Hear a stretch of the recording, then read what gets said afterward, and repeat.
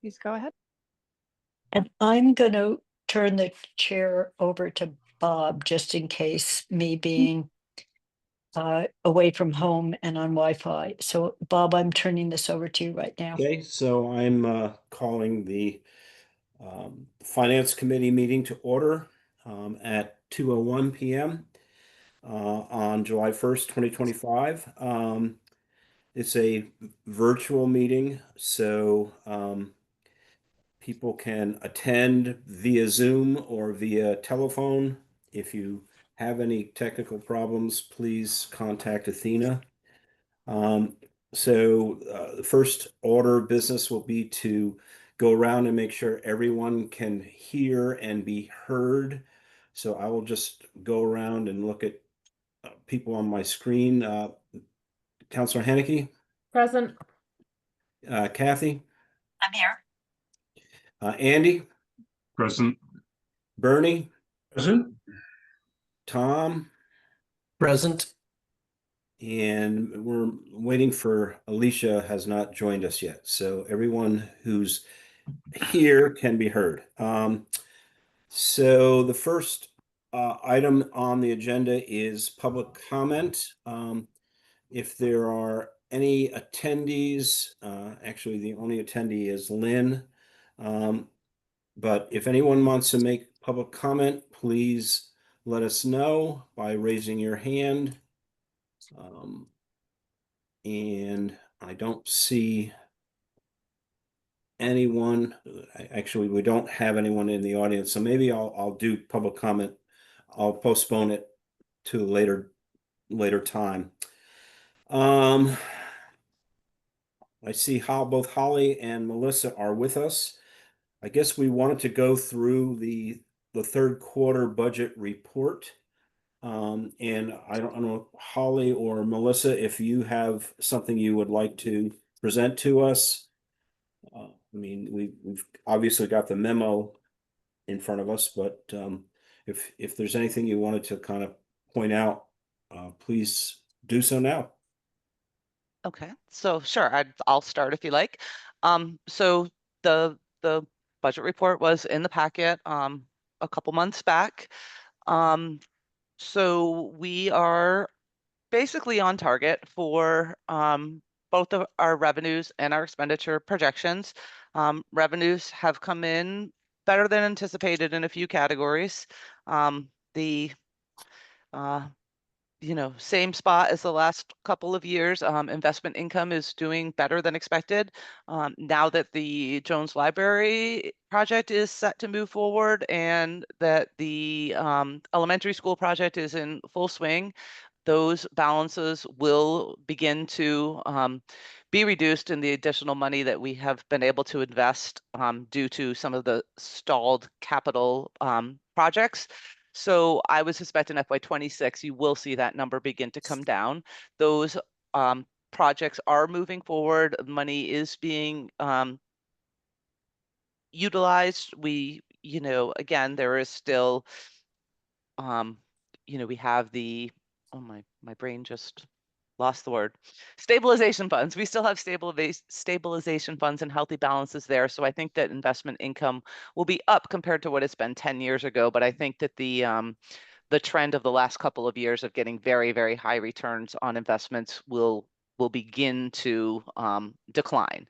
So now it is July 1. The fiscal year is technically over.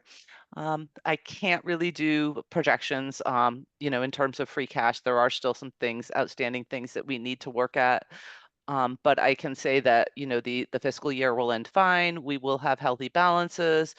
I am projecting that there will be a deficit in snow and ice. Snow and ice is the only budget that can legally be overspent and then gets raised in the following year.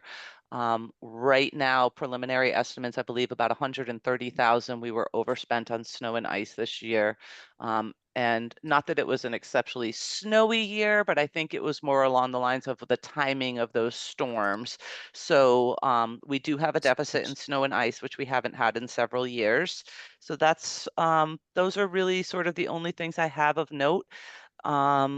Right now, the enterprise funds, water and sewer were very concerning to me for a bit, but we have balanced those out for year end and we should be fine. And they both should be able to meet their administrative reimbursement this year, which was a struggle for the sewer fund the last couple years.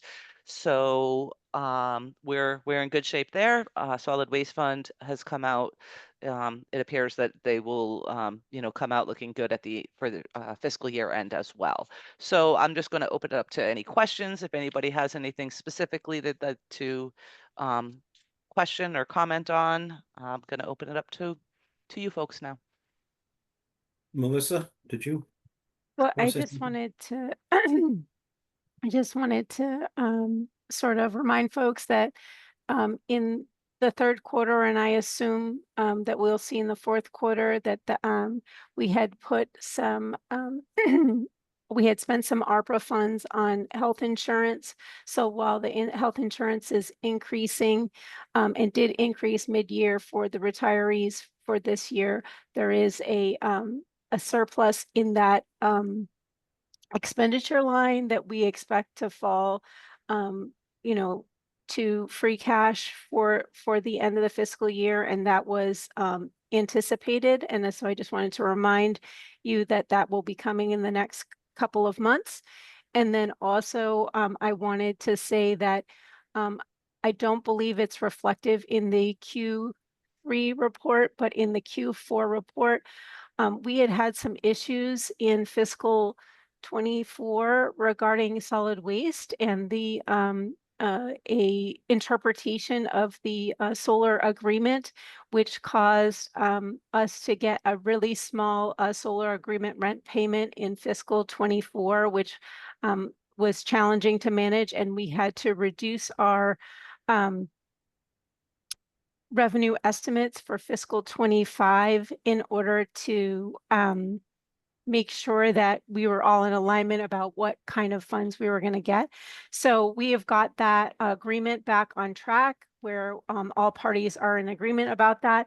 And we were able to collect in the last, I guess it happened in the last 30 days or so, the balance that was uncollected in fiscal 24. So there will be a surplus in solid waste, but that is really to sort of rebalance where we should have been in 24 and 25, and then we should be on track going forward. So there's sort of an anomaly in the cash flow of that fund as well. Thank you, Melissa. Yes. Can we just quickly confirm that Alicia can hear and be heard, Councilor Walker? Hi, Alicia. Hi, everyone. Thank you, Athena. So Alicia, because Kathy is off in Europe skiing in the Alps, I'm chairing the meeting today. Just so you know. So does anyone else have any questions? I wanted to ask about the debt service. I noticed that it's lower than we predicted. Is that going to hold up, or are we going to sort of catch up with this prediction in the fourth quarter? So that will be in the fourth quarter. Our debt bills, a big chunk of our debt bills were due in early June. So those payments did not go out till the very end of the fiscal year. So you will see that on the fourth quarter report. Okay. I did want to say that there is a small amount that is going to roll as unexpended because we had some estimated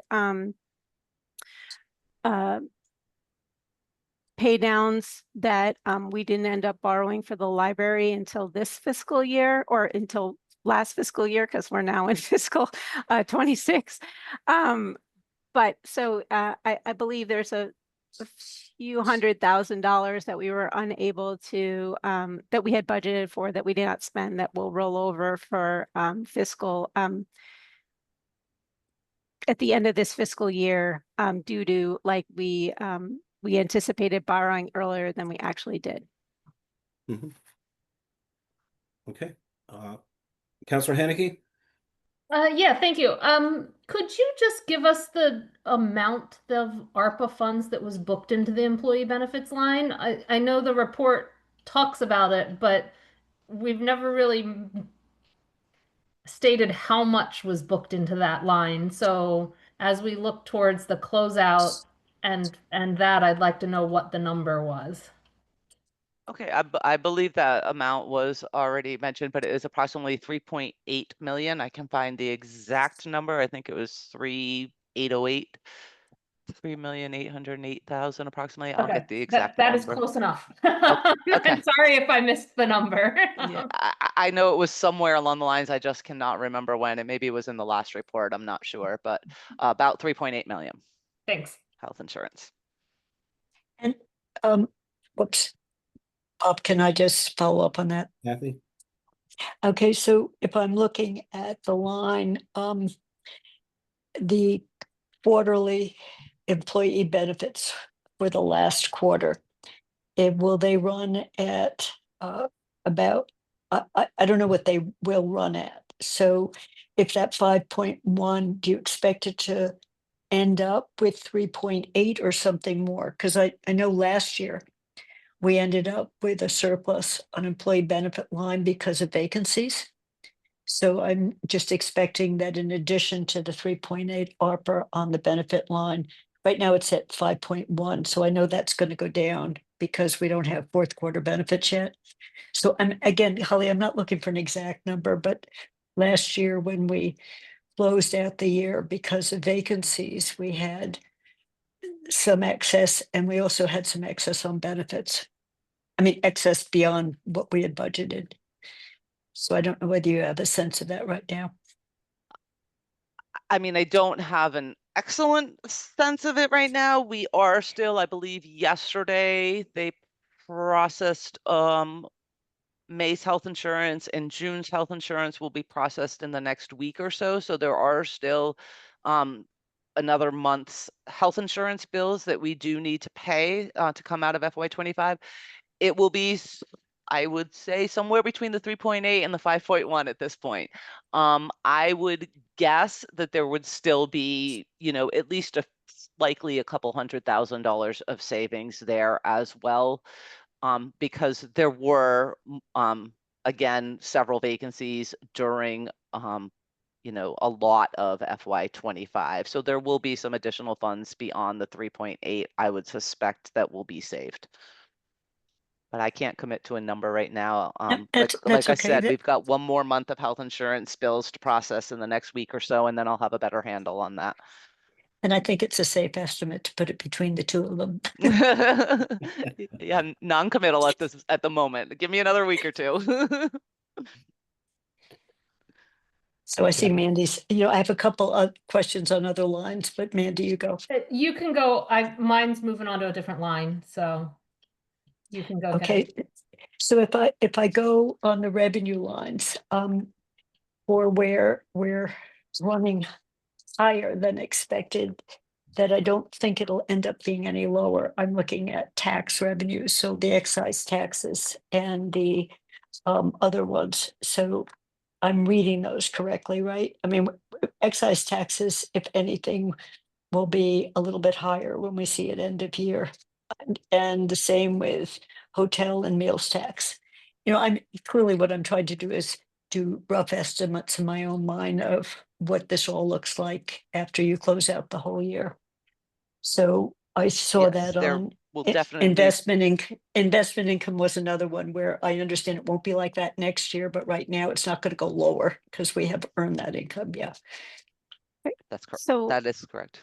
I will say that the commitment one for motor vehicle got billed around the middle of this quarter, or maybe it was either February or March. So they were just starting those motor vehicle bills. That's the bulk of it. 90% of the bills get billed in that first commitment. And so anything that hasn't come in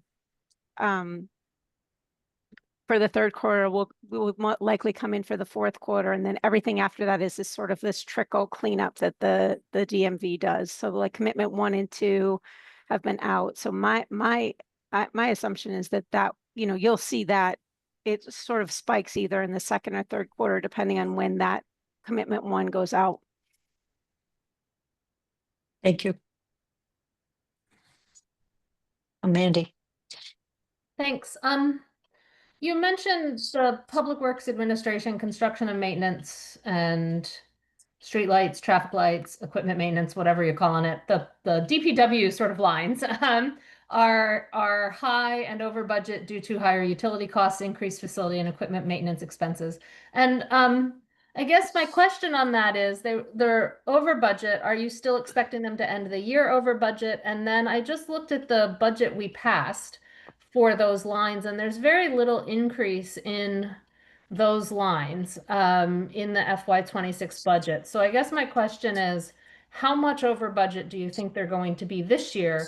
Did that near no increase in the FY26 budget happen to cover some of that?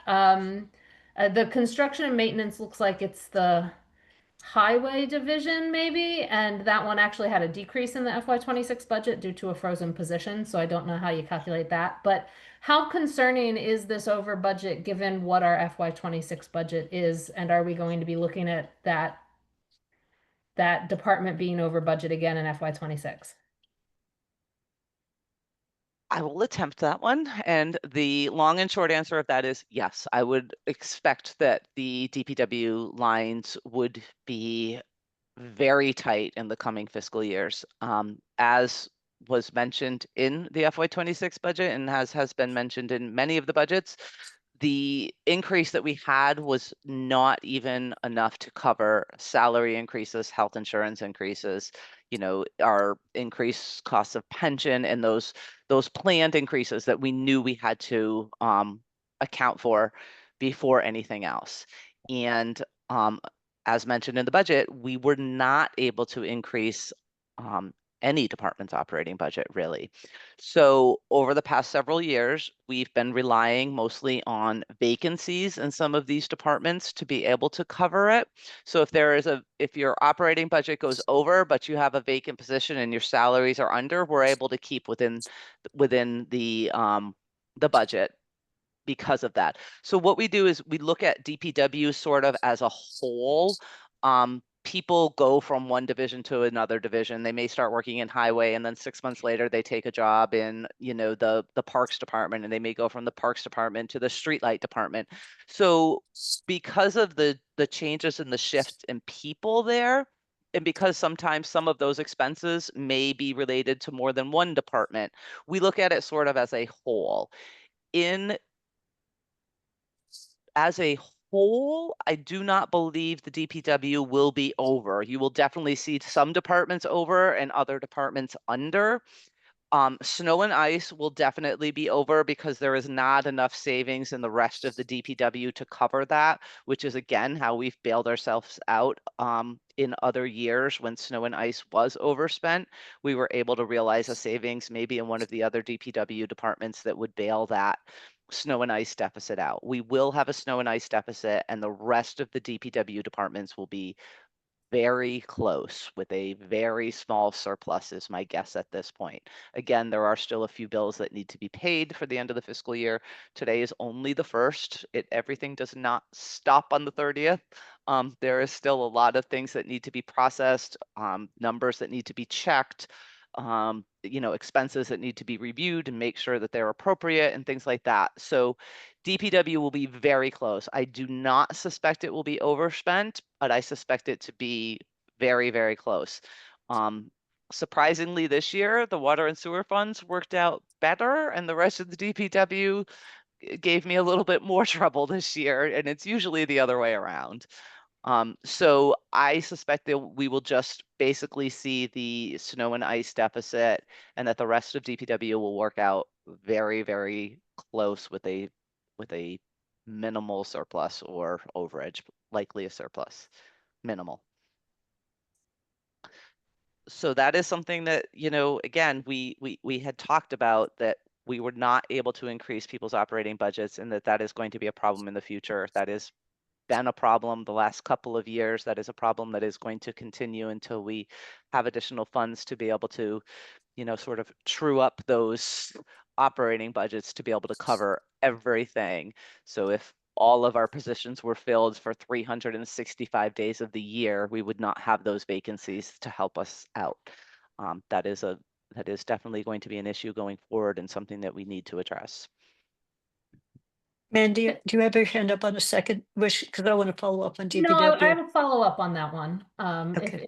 if that's okay. Yeah, no, I'm going to follow up on you after you follow up. Go ahead. Yes. Which is, I guess it's a twofold follow-up. The budget here, these numbers in the budget on page 6 for the expenses are the total budget, not the personnel lines and the operating lines as we see in the budget book.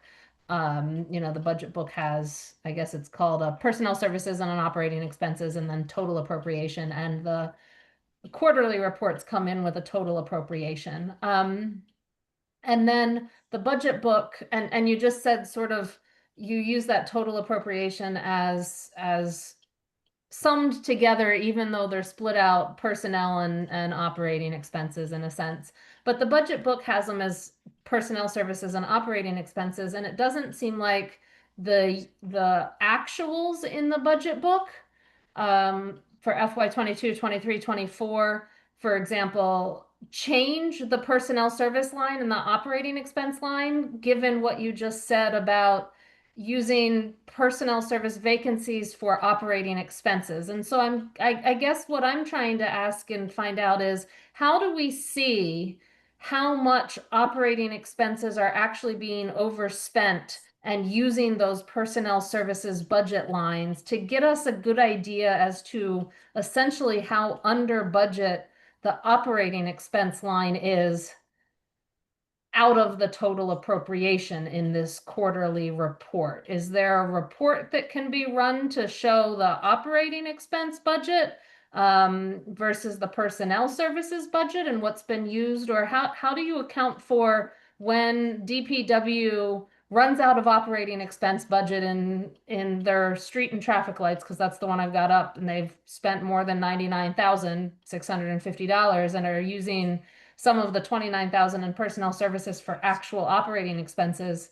How do we see what that fungible money is doing? Where would we see that? That's a great question. I mean, I suppose we could, this is the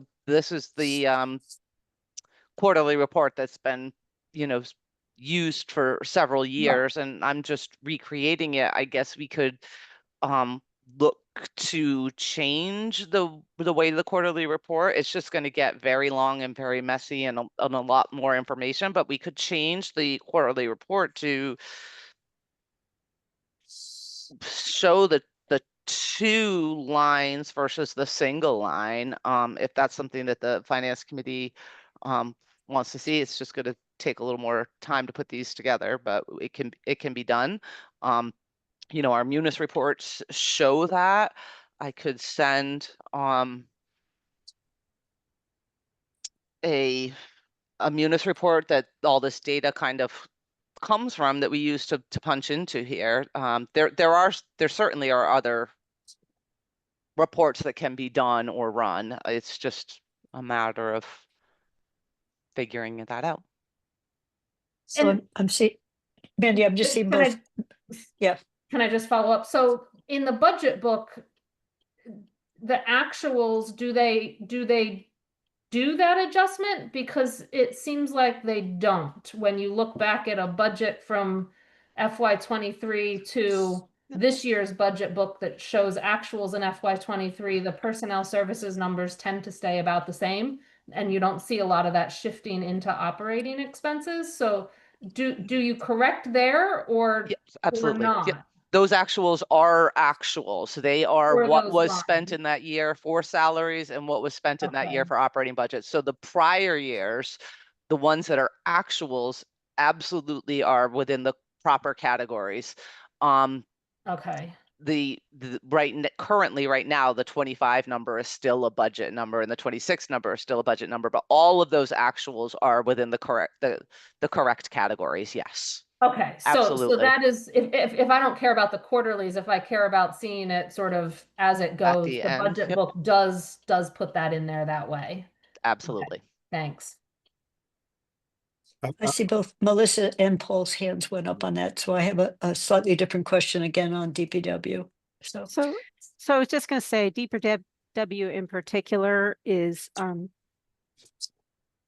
has a lot of accounts. So if you were to look at an account like for the finance director's office, there's, it's made up of 2 lines in the budget book, but if you were to do, salaries, and, I think the other line in finance director budget is, bereavement leave or something like that. And Right.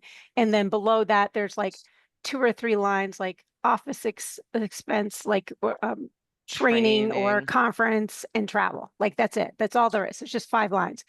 DPW, on the other hand, has probably about 50 to 60 lines in each one of their budgets. So the detail, so we know what was overspent in mechanical repairs versus what was overspent in office supplies, because they have a separate category for each one of those things, or maybe those are bad examples, but fuel and mechanical supplies, like how much did we spend on gasoline and how much did we spend on heating the garage and how much did we spend on repairing the vehicles in the garage? Those are all separate lines, broken out in quite detail. But once you get into all that, like it becomes a report that I know you, Mandy, would read it, but it no longer becomes a summary report. It becomes the everything. You know what I mean? Yeah, no, I get that. It's helpful to know that the budget book does make those corrections. So I just Mhm. have to pull up various years and compare. Mhm. I'm going to wait for Paul before I. Yes. So just to add to that, I think Mandy already got there. Is like to add that complexity to this report, I think would take a lot of staff time, and just I'm not sure what the benefit would be, as the budget does reveal the information that's at the time you're making decisions. That's all pretty well prepared. I these quarterly reports are a chore to do because we don't have a good system that presents the information in a usable format out of our Munis system. And that's one of the things that we're looking to get to with that new software that we hope to get at some point. So we're trying to sort of manage our staff's time so they do the things that are most essential. So appreciate you recognizing the need for that. So I was just going to mention, because I did ask Guilford this when we were doing the budget review, some of what we're seeing might be eased up a little bit by what we put in the capital report this year, the capital budget. So the capital budget has a line that's higher for streetlights and has a line that's higher for traffic lights. So the capital side of that, and I asked him whether that helps you on your expense budget. And he said, absolutely.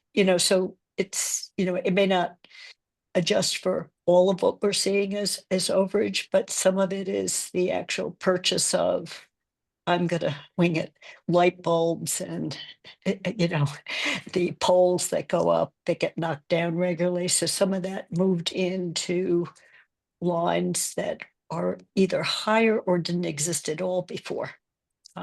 Some combination of the two. Okay, Andy? I just wanted to share the observation that the largest expense frequently that comes up that has to be covered during a year is the overtime in departments, because as we heard during the budget hearing process, if the police department is understaffed, that they have to find ways to bring people in extra hours to cover that. And that's all within the personnel line, really. It's just a different way of,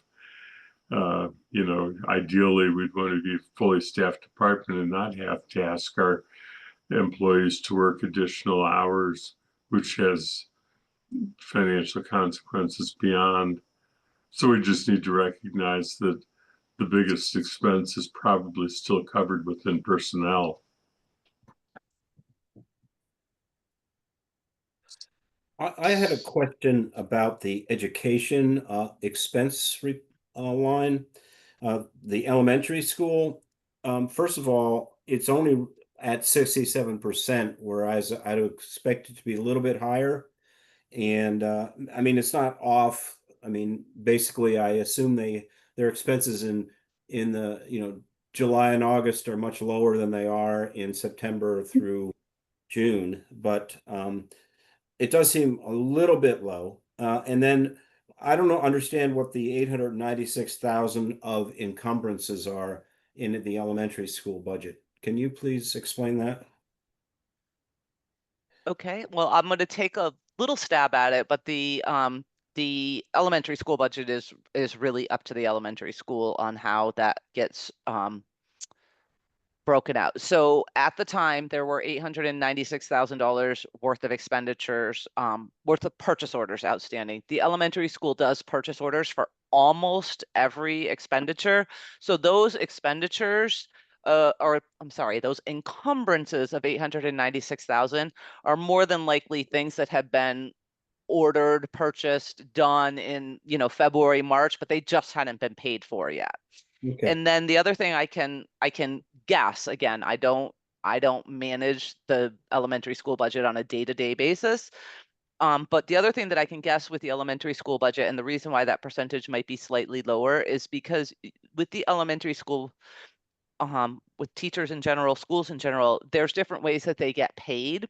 And so what happens is some of the teachers get the, 26 biweekly payroll for 12 months out of the year. Other folks choose to get it for 10 months out of the year.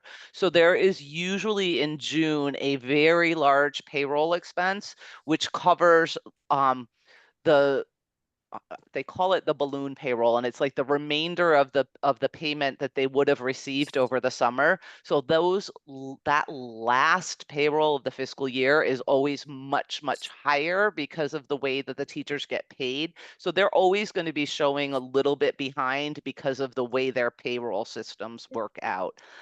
But really getting into the details of why they're only those are just things that I can guesstimate is because of the balloon payroll and because there were so many outstanding purchase orders on March 31st. But if you really wanted to dig into that line, it would be questions for the school No, I department. understand that. I understand that. That hopefully, that's my best guess.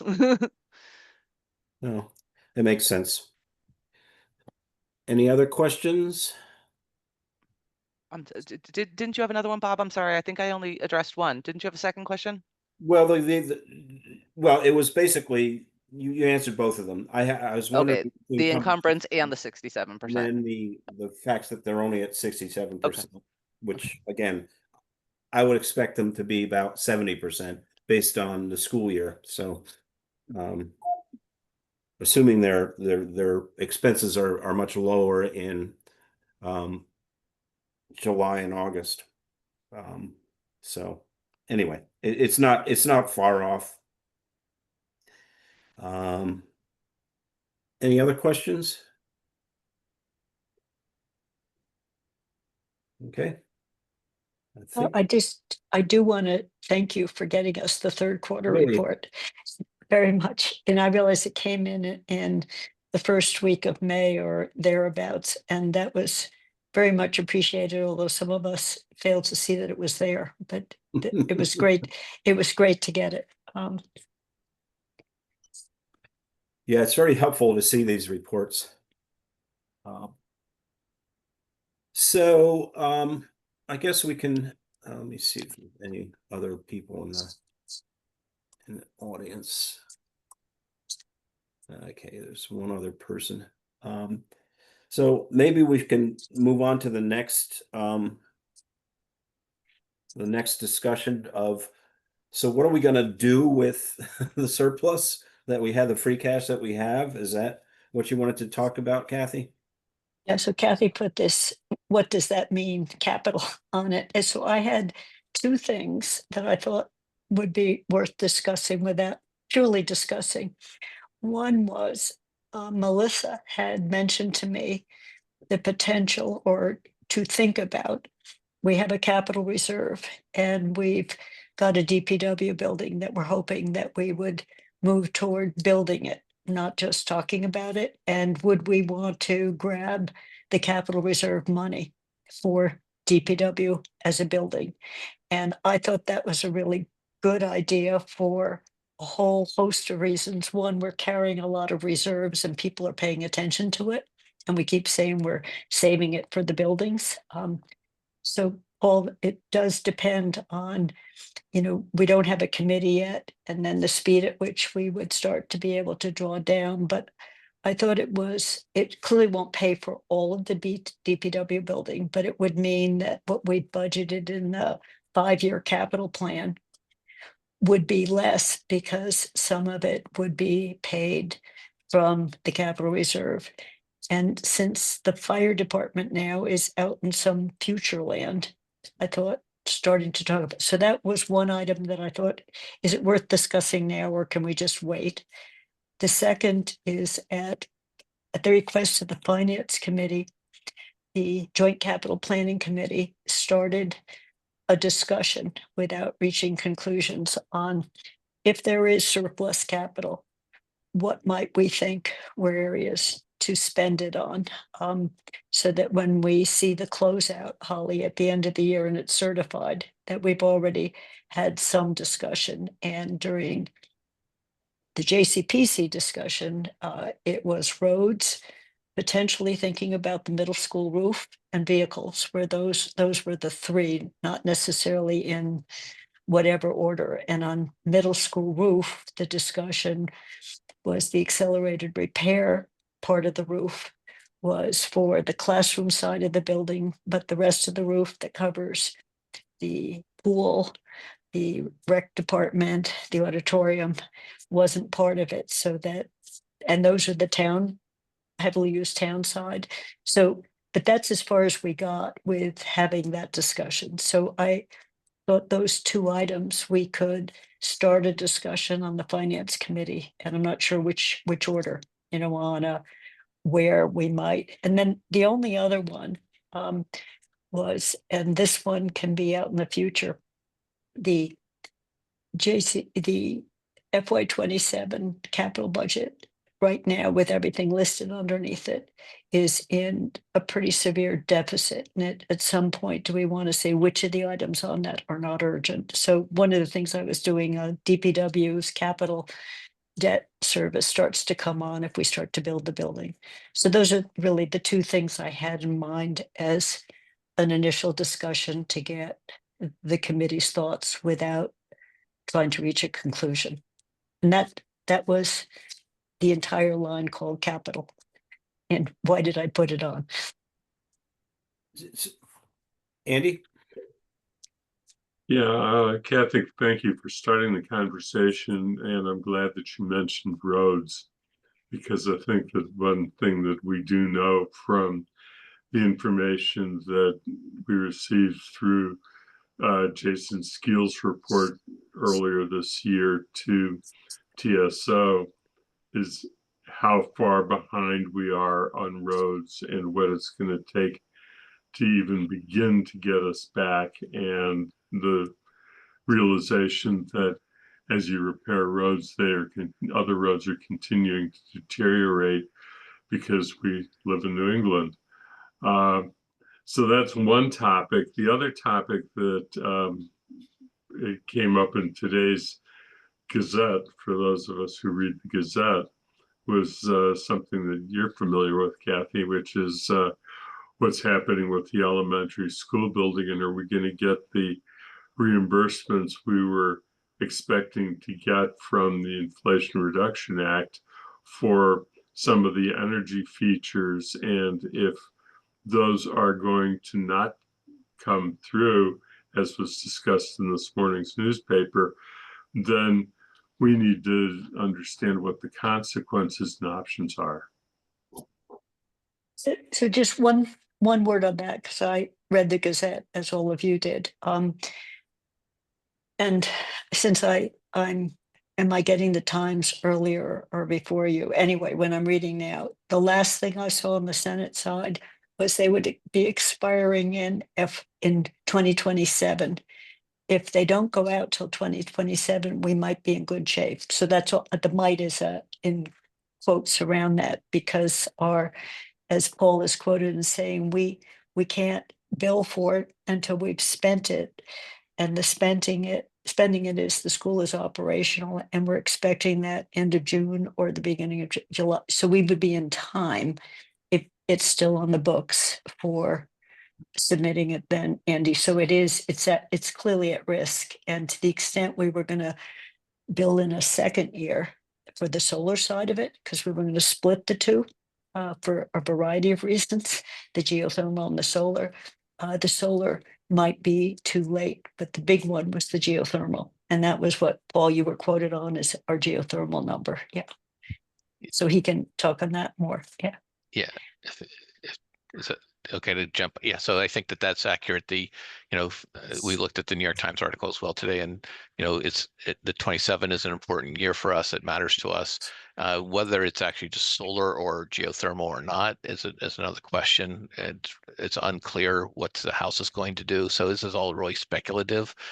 These are funds that we haven't budgeted. It's funds that we ostensibly would replenish our reserves because we appropriate the $5 million additionally with the hope that this would come back to us. So, until there's so many unknowns at this, so I don't think it's not something we can plan on. It's going to be we hope we get it and lobby to make sure we get it type thing. Councilor Haneke? Yeah, I appreciate the lobbying, the tracking of that. What it seems like it would affect is not property tax bills, but it would affect essentially how quickly or how much is available for capital spending in the future because of what we did a couple of years ago with our capital reserve account. So obviously it's important, but it's and hopefully we don't lose out. But I'm not sure right now is a time that we need to be discussing what to do if it happens, because we know there's enough money to complete, given the borrowing authorization, as long as things come in on budget, that it's not going to affect that. To answer or to discuss some of the other questions about upcoming, where certified free cash might be and what we might, advise our manager on what financial orders to bring back in November when free cash is certified. I think my priorities still stay with make sure free cash is at 5%, the stabilization at, those sort of the stabilization at 10, and then the reparations. I think there's the lawsuit settlement fund. I forget for what drug, that money that needs to come out because of legal requirements and all. And then, I think we need to discuss, Kathy, your idea about DPW is interesting. Would we funnel most of it into the sort of capital stabilization fund for that at that time, or roads? And I think at this point, given everything I've heard, and I know I've been one of the counselors for the last 7 years that has not been a push road money. I will say that right now. I've been one of the ones that says they're not horrible, but I cannot deny the reports coming out about how much we must spend just to keep even with the current state of them. That number has given me a lot of pause. And so I think it would be good to discuss and get some information about how much, I know I can look it up and do it now, but how much in roads we've devoted to roads for FY26 already, given Chapter 90, the supplemental bill and all of that, get that number so that we're more informed, and then say how much should we be devoting in order to maintain, if not go up. It didn't look like there was a maintain number in the report. There was the Yes. 5 million that would what I found was interesting was increase us to 70 and then sort of maintain at 70, sort of once inflation and cost caught up.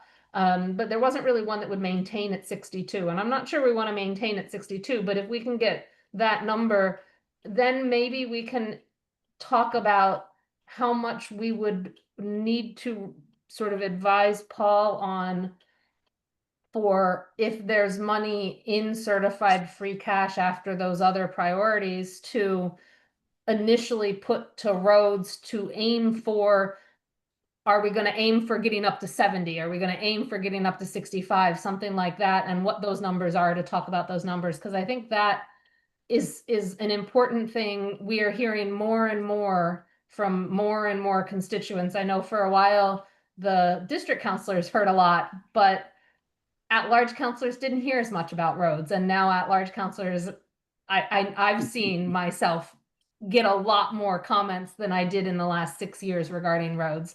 The middle school roof, I'm not ready at this point to allocate more money to that. I would need a lot more information about plans for the middle school, plans for ownership, plans for use, plans for all sorts of things. What the school plan is with that half. I find it strange that the current grant would only repair part of the roof. I haven't been following their system, but I think I'd need more information before I'd be willing to and ready to advise the manager to put town money into a non-town building, given the state of our other needs and capital needs at this point. Unless there is corresponding money coming from the other 3 towns that are part of the region, then it's a different conversation. But yeah, that's sort of where I am right now. Yeah. So Mandy, I believe in Jason's presentation, the words he mentioned 3 million to kind of maintain what we have. I don't know that there wasn't a line in the graph for that, but he did.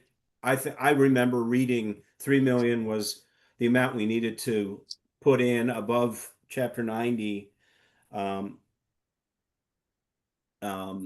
order to maintain what we've got in the bad conditions that we have. But So when they say above chapter 90, is that just the annual chapter 90, or is that the chapter 90 plus the supplemental fair share money that's been coming through both annually and in the most recent supplemental bill?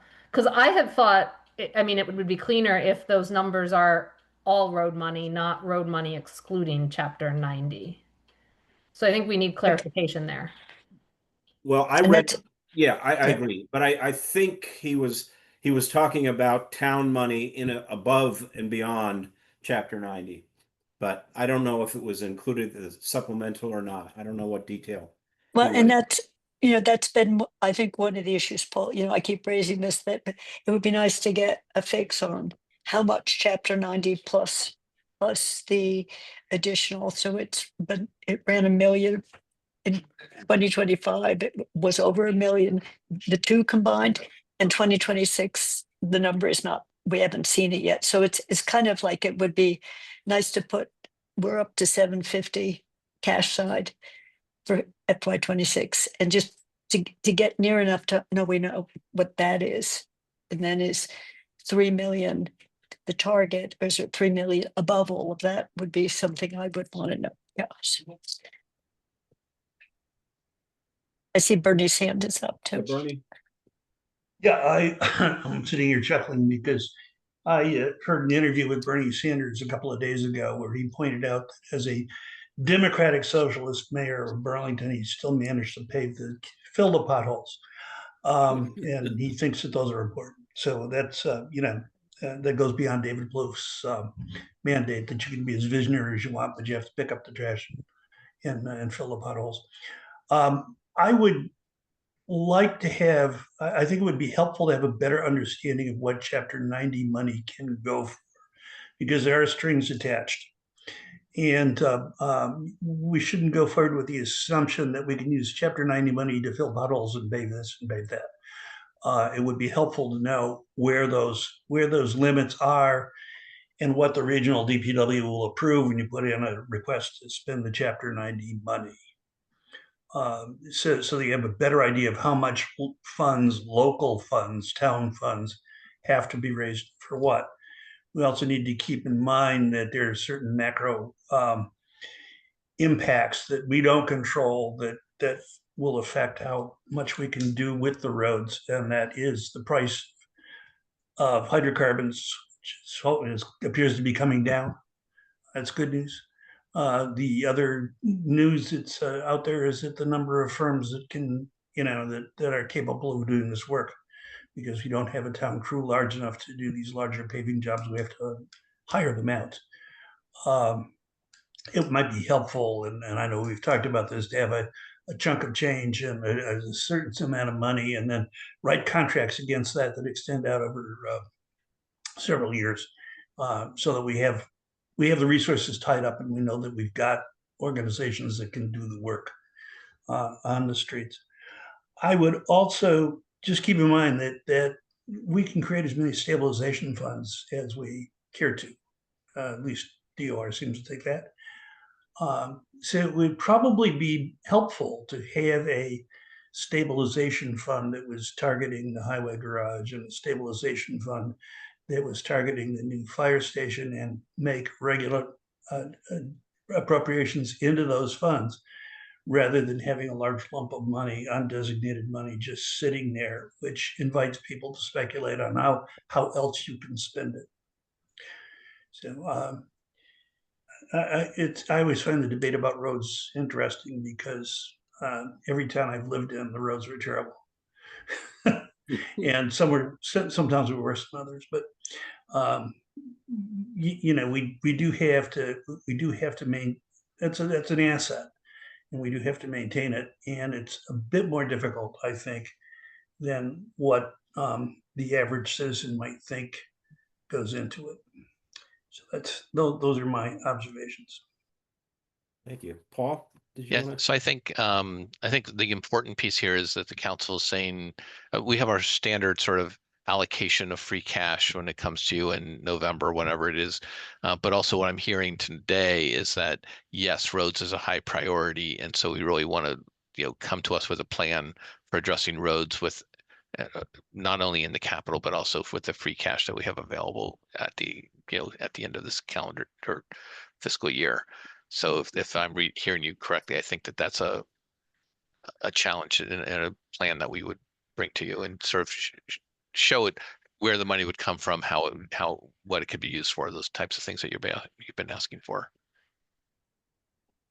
Yeah, I think that would be very helpful.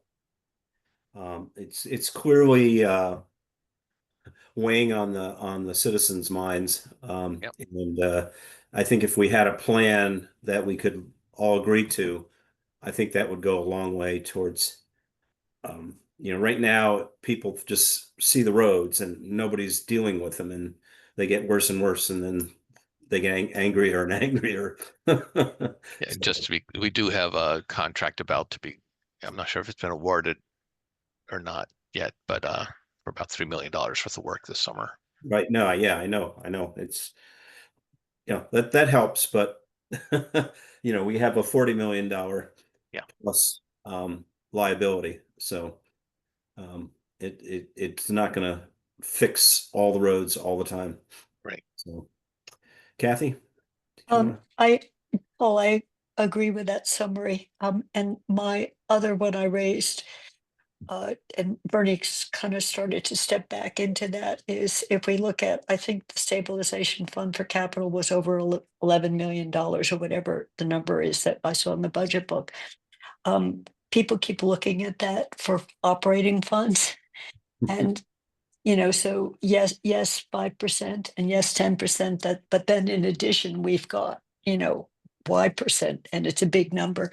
So that was why I thought to start to say, a large chunk of that is going to be dedicated to DPW, if that's the right thing to say. So I thought that was a good, and Bernie was saying, well, maybe a large chunk is DPW, a large chunk is fire, but rather than, it's just called capital now. So you could think of, we could take a little bit out of that. No one's going to suffer, because right now it's not toward a purpose. It's not as designated. So and that's why if we're moving more quickly toward DPW, we heard we need an OPM, we need to design, we need a bunch of things. So it would pay for a chunk of that without incurring debt, if that makes sense. So that's a bunch of ifs, but to start using it rather than keep using it as a big rainy day fund when it's pouring in other places. Yeah. Yeah, I mean, it doesn't, it says capital stabilization fund. When we talked about it, we did say we're saving up for a fire station. That's what we did a year ago or 2 years ago, whenever it was. We were really explicit about that's what that account is for, saving up to pay cash for a fire station, because that's how we had done our projections. I mean, we can do all, I think we have to be alert to what interest rates are going to be doing when it comes time. It might be better for us to pay our capital up front or unless interest rates are really low. So I think that we just have to look at what we need for money at the time. We just have to be flexible and look at the economic situation at the moment. And that's why I said I wasn't pushing for it, but I'm just, it doesn't pay for a whole building anyway. So all it's paying for is a big chunk of it. And trying to, I guess, more quickly spend it if we finally have a building to spend it on, rather than waiting for the building that still doesn't have a piece of land to build on. And Sean had just suggested fire station because it was the second one, and then it would keep accumulating it. So it wasn't, again, I put it on the list just to be thinking about it rather than making decisions about it. Yeah. Yeah, I think the bigger challenge this year is going to be the ARPA money that's going to wind up in free cash, and it's going to be a big number, and people are going to see it, and legitimately so. And so we've been really transparent about how we've addressed that, and how the council decides to appropriate those funds. Yeah. And, we need at least 2.5 to go into that 5% because we spent down on it for banks, but it looks like there's still more money. Yeah. Councilor Haneke? Thank you. In some sense, I like Bernie's idea of renaming the capital stabilization fund more towards DPW and fire station stabilization fund. I'd put them both in there.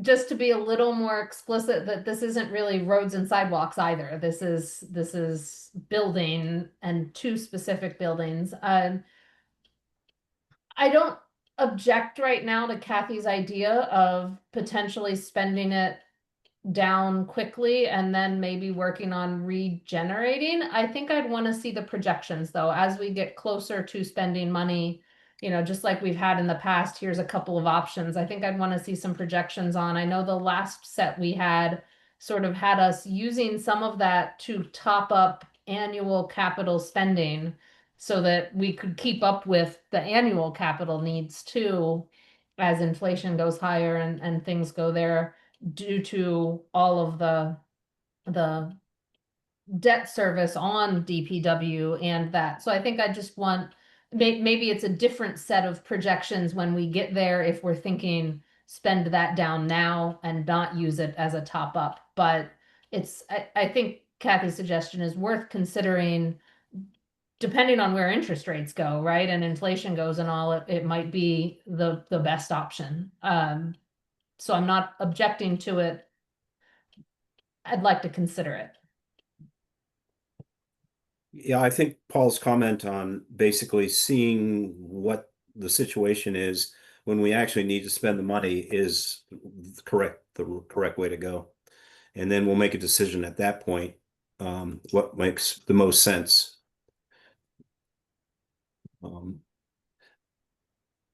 Any other questions or comments? Okay, I'm going to reopen public comment. If anyone in the attendees wants to make a public comment, I'm going to reopen it. I see there's one person there. If you wish to make a comment, please raise your hand. Okay, I don't see it, so okay, so I'm going to close the public comment period since there were no public comments. The next thing on the agenda is our next meeting, which was tentatively scheduled for July 15th. Lynn has, Andy, did you have a comment? You're muted. You're muted. I just wanted to ask one question before we get out as we do the scheduling. not separate, and that is, did we ever do the audit for this year? I mean, the audit is getting old because it was 24. Yeah, we're not ready for that yet, but or Holly can address it. So when it's completed, I think we'll be bringing it to you and scheduling it. The audit has been delayed this year. It is not complete. I expect it to be done basically any day now. They are waiting for one additional piece of information from me, which unfortunately I have not had time to get to, and that is going to be first on my list as soon as this end of the year stuff is Okay, buttoned up a bit. I was asking because we usually do it much earlier in the year, and Right. just dawned on me as we were going through. The other thing that might be helpful now that we have a completed budget from the House and Senate, we're just waiting to see what the governor does and if there are overrides necessary. But these are the cherry sheets. We're getting to the point where they're the cherry sheets that are really count, and it might be time for us to just get that cherry sheet information and current projections for other revenue and make sure where we are for our FY26 projected revenue with where we expect it to be when we adopted the budget. So those were the two things that I wanted to raise as we were thinking about scheduling meetings. So I'll drop it at that. Okay, Bernie? Yeah, it is the end of the year, and what comes to mind is the end of the year letter that the Department of Revenue sends around. So I think Holly is going to be, and other staff are going to be very busy. This is not going to be a laid back, easygoing summer. It's not over. And I think if the end of the year letter got shared with the members of the Finance Committee and the members of the council, it would be helpful because it gives you some small notion of the amount of work that goes into wrapping up the budget. You know, you just can't click the little X up in the corner and have the spreadsheet go away. And I Kathy? do want to mention, a lot of our staff are taking some well-earned time off, especially during July and August. So we're encouraging them to do that. So, in terms of, there's a lot on the, especially finance, but during the summer, we do recognize the employees have earned their time, and we try to encourage them to use it. So Yeah. I had originally put July 15th with a question mark, and that was way back in the middle of June, which is not that long ago. And one reason was because I'm on an airplane on July 15th, returning back to Amherst. So it was clear to me that date didn't work. So Lynn sent a note that with this work we're doing with the other three towns, starting as early as possible to talk about revenue projections, where we think we're going to be and key areas we're spending on. So I guess the question is, if it's not July 15th, are we going to try to meet again in July? And so what I've heard is there might be an audit report. If it's not in July, is it early in August? Because there are two as needed dates we put on our calendar, July 15th and August 19th. And I'm not asking for a date right now, other than I don't think July 15th works. And so hearing back, Paul, on depending on what we're talking about, what dates could work for staff, that staff aren't on vacation. And then Lynn's request that we start talking earlier about revenue projections. I'm back for the whole summer once I get back. So I'm indifferent to any Tuesday. And I wasn't asking for a decision today, but as much to raise that the 15th didn't really seem needed when I first talked about it with Bob. And now it feels like we might need it for a variety of reasons. So I'm lowering my hand just to leave the question of when we might want to meet, because it looks like we should meet. And Bernie said there's a letter we could be reviewing. There's a variety of pieces. So Yeah, I agree. We probably should meet again. You know, the 22nd is fine for me. So if it's, I don't know about staff, Paul. I don't know if you can answer that now, but I think if we can get the best time for the staff, you know, within the next couple of days, that would be helpful. So I guess the question, there's two things. One is the letter Bernie referenced, Kathy, is just to to give a scale of the requests that are given to the Okay. finance department. It's just to let you know, oh, it's a lot of work that gets done It's in a the lot. finance Okay. department. Yeah, I think that it wasn't like the finance committee had to review it or necessarily. It's just Right. more important, instructive, I think. I guess the question would be is, you know, we're not gonna have staff capacity to do much. If you're asking for us to do something between now and the 22nd, that's, you know, that's going to be a very big challenge. So if you're just going to meet and talk amongst yourselves, that's fine too. So Paul, if we get off this and you say, what about the 29th? I'm just doing Tuesdays, you know, and you look forward and you don't commit right now. If you could give us back a date that might work, because the next time we have is August 19th, and that seems late for addressing. And I see Mandy's hand is up about, you know, there's 4 towns trying to get together with the schools. And I think that meeting is scheduled for the 11th of August. So trying to do something earlier. But in any case, I'll stop talking. Andy? Yeah, no, I was just going to suggest that what we've done it very effectively, and I think in a productive way, is to identify what the committee needs to do for its own work plan going forward. But at some point, we can't do it without staff support and staff preparing us for these topics. And it's getting to a point now where I think the chair and the vice chair should meet with the town manager or the finance staff and come up with a proposal. I don't think that it's something we can do today. Okay. Councilor Hanneke? I mean, I was gonna say, I think it sounds to me as if early August or late July is better than early mid-July. You know, even the 29th might be too early, given some of the stuff I'm hearing about staff commitments and all. I will say on the 29th, I have a policy committee meeting in Boston, so it would be very hard for me to attend the finance committee too.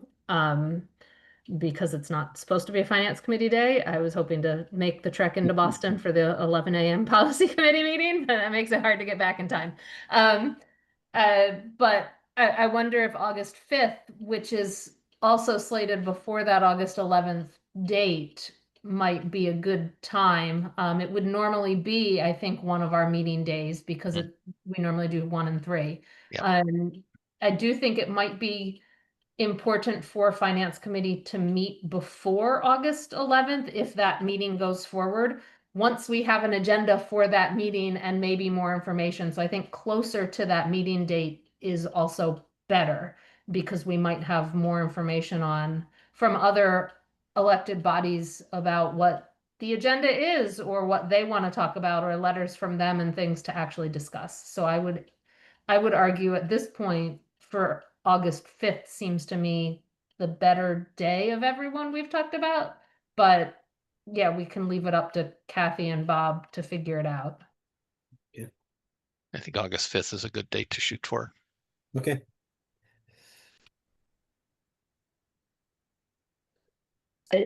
My muted comment was that was efficient.